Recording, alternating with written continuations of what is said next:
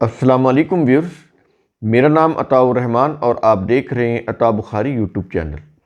قرآن کریم کی مسلسل ایکسپوزیشن کے سلسلہ میں آج ہم سورہ الانعام کی آیت نمبر 17 کی ایکسپوزیشن کریں گے۔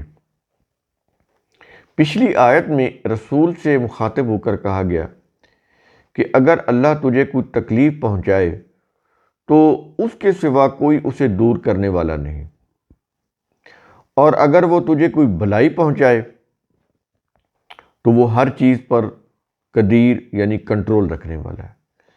یہ اس آیت کے اوپر ہم نے پوری وضاحت کی تھی کہ اس کے معنی کیا ہے، تکلیف سے کیا مراد ہے، انسانی جو معاملات ہیں اس سے متعلق جو مسائل تکالیف ہیں ان کو دور کرنے کے جو قوانین ضابطے یا ضابطہ اخلاق اللہ نے اپنی کتاب کے اندر دیا ہے، تو اس کو فالو کرنے سے انسان اپنی جو یہ جو عملی زندگی کے جو مسائل ہیں ان کو حل کر سکتا ہے اور ان تکالیف سے اپنے آپ کو دور رکھ سکتا ہے جو کسی غلط ارادہ و عمل کے نتیجے میں انسان کو پہنچ سکتی ہے۔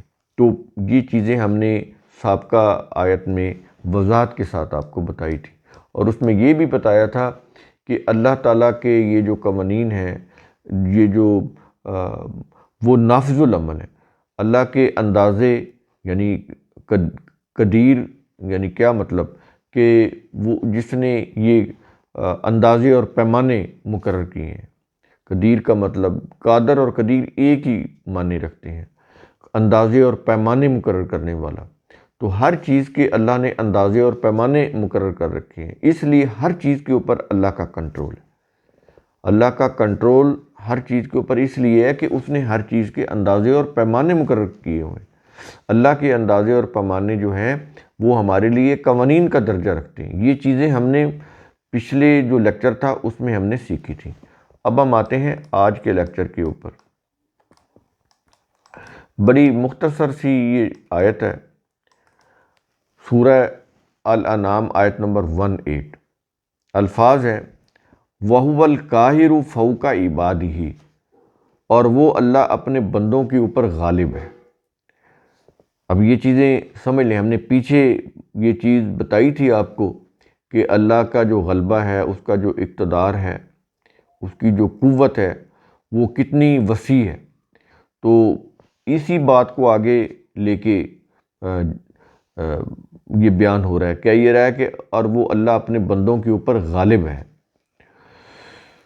مطلب کیا ہے کہ انسان کتنے ہی طاقتور کیوں نہ ہو، انہوں نے مذہبی اعتبار سے یا سیاسی اعتبار سے کتنا ہی بڑا اثر و رسوخ کیوں نہ حاصل کر رکھا ہو، مال و دولت کے اعتبار سے کتنے بڑے کیوں نہ ہوں، عقل و فہم کے اعتبار سے، عقل و بصیرت کے اعتبار سے کتنی بڑی وہ انہوں نے ترقی کے منازل طے کر رکھے ہوں، لیکن اللہ کا جو قانون ہے اس سے وہ نہیں بچ سکتے۔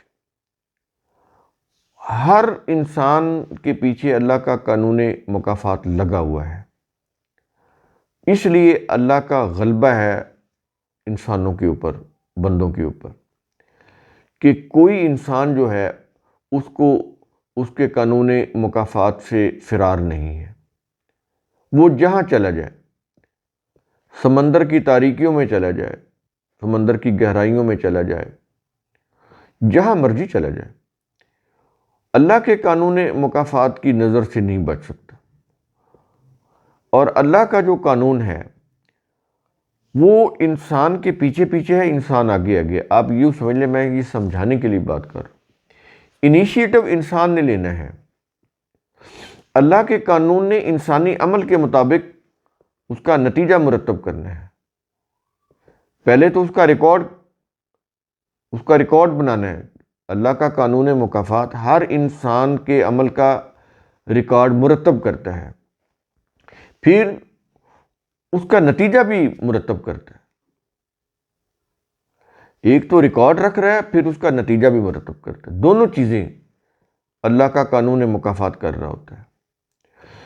تو یہ جو چیزیں ہیں کہ اللہ غالب ہے، اس سے کیا مراد ہے کہ اللہ کا قانون مکافات ہر انسان کے پیچھے لگا ہوا ہے، انیشیٹو انسان لیتا ہے۔ اچھا کرتا ہے تو اللہ کا قانون مکافات اس کے لیے اچھے نتائج مرتب کرتا ہے، اگر انسان برا کرتا ہے تو اللہ کا قانون مکافات اس کے لیے برے نتائج مرتب کرتا ہے۔ تو فیصلہ انسان کو دیا ہوا ہے، ارادہ اور اختیار دیا ہوا ہے، سوچنے سمجھنے کی صلاحیت دی ہوئی ہے، کرنے کے لیے ہاتھ پاؤں دیے ہوئے ہیں، جو چاہو کرو۔ یہ اعملوا ما شئتم کے الفاظ ہیں، وہ کہتا ہے جو چاہو کرو، کر سکتے ہو۔ یہ ایک علیحدہ چیز ہے کہ اگر اچھا کرو گے تو نتیجہ اچھا ہوگا، برا کرو گے تو پھر اس برے نتیجے سے تم بچ نہیں سکو گے۔ کرنے کا اختیار دے دیا ہوا ہے لیکن نتائج سے تم نہیں بچ سکتے۔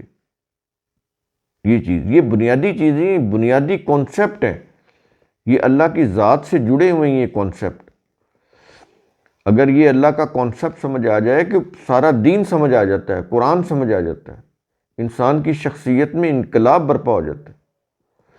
تو یہ ہے اللہ کے بندوں کے اوپر غالب ہونے کے معنی، کہ انسان اگر بہت زیادہ کسی لحاظ سے اپنے آپ کو پاورفل کر لیتے ہیں لیکن وہ اس کے قانون کی پکڑ سے نہیں بچ سکتے، یہ چیز۔ اور اس کے بعد آگے کیا یہ رہا ہے کہ وَهُوَ الْحَكِيمُ الْخَبِيرُ، اور وہی حکمت والا خبردار ہے۔ اب یہ دیکھیں، آیت چھوٹی سی ہے لیکن اس آیت کے یہ جو آخری دو الفاظ ہیں حکیم اور خبیر، اسی کے اندر اس نے بتا دیا کہ وہ خبردار ہے، خبر رکھنے والا ہے، ہر انسان کے ہر عمل کی اس کے قانون مکافات کو خبر ہوتی ہے، کیونکہ اس کے قانون مکافات کی نظر ہوتی ہے ہر انسان کے ہر ارادہ اور فعل کے اوپر۔ وہ جو کچھ سوچتا ہے اور جو کچھ کرتا ہے سب کچھ ریکارڈ میں آ رہا ہوتا ہے اور اس کا پھر نتیجہ بھی مرتب ہو رہا ہوتا ہے۔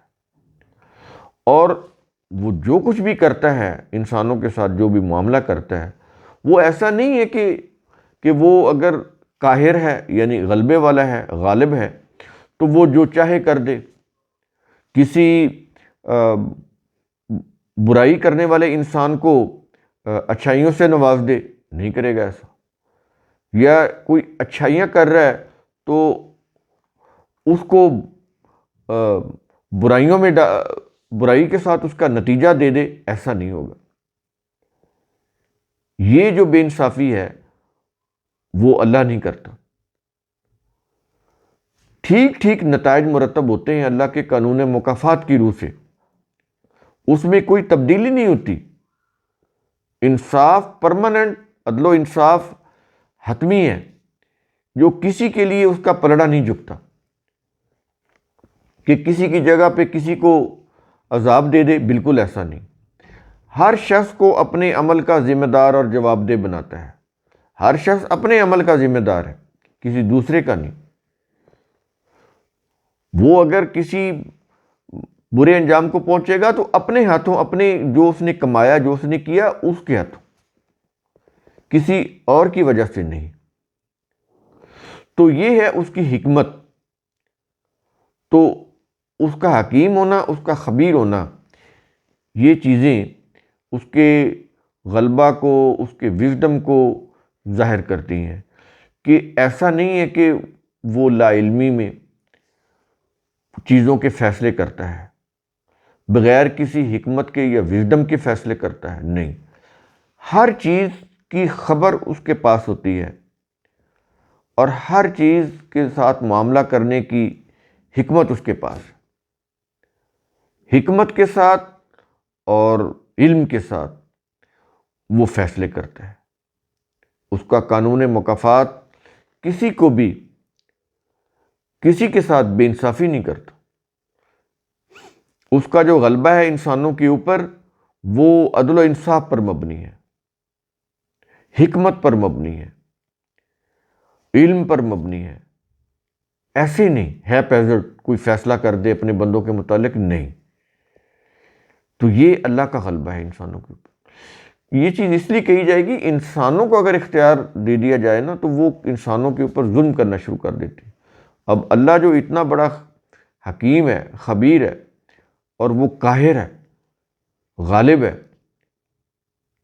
تو یہ ساری جتنی بھی صفات ہیں یہ اپوزٹ صفات ہیں، اور یہ ساری اللہ میں بڑے بیلنس کے ساتھ پائی جاتی ہیں۔ یہ ہے اللہ کا تصور، کانسیپٹ آف اللہ۔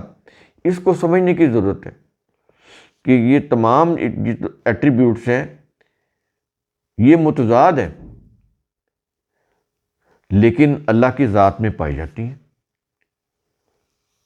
قاہر ہے تو ایسا نہیں ہے کہ یعنی غالب ہے تو ایسا نہیں ہے کہ وہ حکمت کے ساتھ فیصلہ نہ کرے۔ ہم نے بتایا نا آپ کو کہ اتنے بڑے اختیارات کا مالک ہونے کے باوجود، اتنے بڑے غلبے کا مالک ہونے کے باوجود، وہ اپنے جو بھی فیصلے کرتا ہے اپنے بندوں سے متعلق وہ حکمت پر مبنی ہوتی ہیں، علم پر مبنی ہوتی ہیں۔